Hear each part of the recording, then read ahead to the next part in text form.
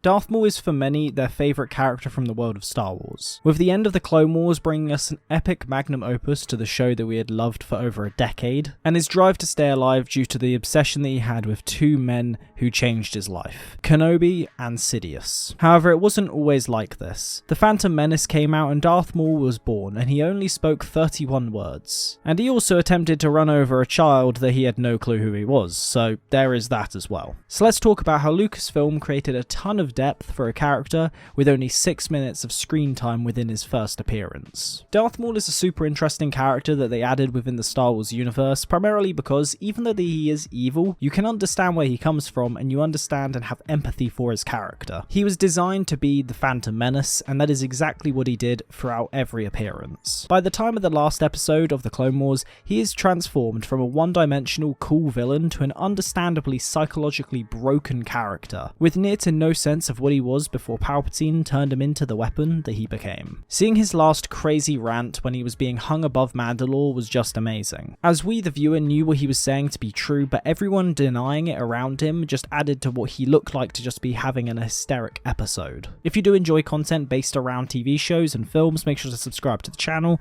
More Star Wars stuff to come in the future, but for now, let's jump back in and talk about Darth Maul from his 4 pivotal moments. Darth Maul's first appearance, as we all know, was within the Phantom Menace, which also brought us quite possibly one of the best songs within Star Wars, The Duel of the Fates. And as you heard earlier, within this movie, Darth Maul only says 31 words throughout the entire thing, and he also tries to run over a child that obviously he doesn't know is going to become Darth Vader, but he could have just saved a lot of suffering if he had just landed that one hit. Within this, we get one of the coolest battle sequences that we've ever seen with him versus Qui-Gon and Obi-Wan, but the reveal of his lightsaber was probably one of the best moments that happened within Star Wars by that point. Once he defeated Qui-Gon and got made into a piece of salami by Obi-Wan, he ended up disappearing. And then he wouldn't have been seen for at least another 13 years until the episode titled Revenge in the Clone Wars. This episode, alongside all the rest of them, show the insane levels of hatred that Maul has towards Obi-Wan, and has used all of the anger to keep him alive as it's allowed him to truly tap into the dark side. Within this first appearance alone, we see a massively different version of Darth Maul. Obviously, he has all the spider arms and all this stuff, however, what you truly see is depth added to the character, with his mind being completely fractured. Within just this 20-minute episode, he goes from a one-time villain that looked cool and had an amazing fight sequence,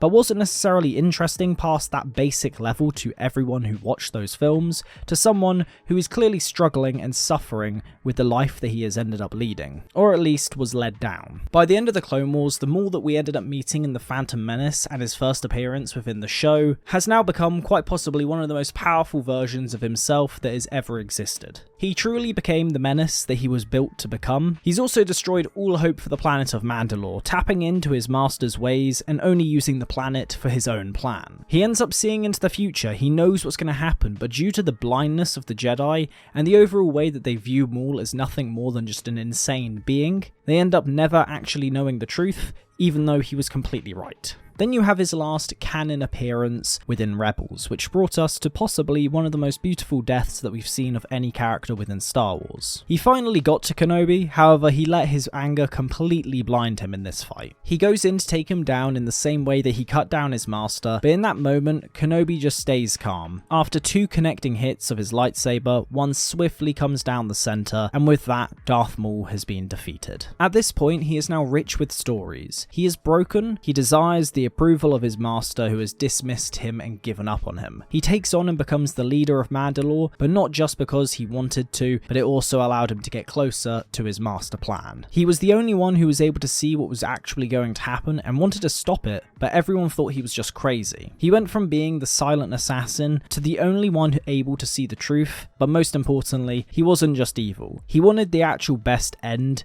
overall. He was in that last moment brought to the light side, at least slightly, and in that last moment Darth Maul finally goes from that cool fight sequence to an understandably broken character. I think the reason why the Clone Wars gets given so much love, especially from Star Wars fans, is obviously one person in particular, which is Dave Filoni, who is pretty much like the second coming, the apprentice of George Lucas overall. Like that's the best way of describing it. And I think the reason why this is because he ends up doing everything right for the most part. He ends up building so much on the characters that came before and just making people love them even more. Darth Maul is the epitome of just letting a character sit, and eventually he ends up being given so much more story and relatability that we can understand where he's coming from. Even if we don't agree with everything that he's doing, you understand that it doesn't all come from this place of just greed or hatred for everyone involved. He actually does have things that he wants to stand for, and by the end of the Clone Wars, he does seem genuinely interested in taking down Anakin to stop what is going to come, even though obviously you could argue that, yeah, he just wants to do that so that he becomes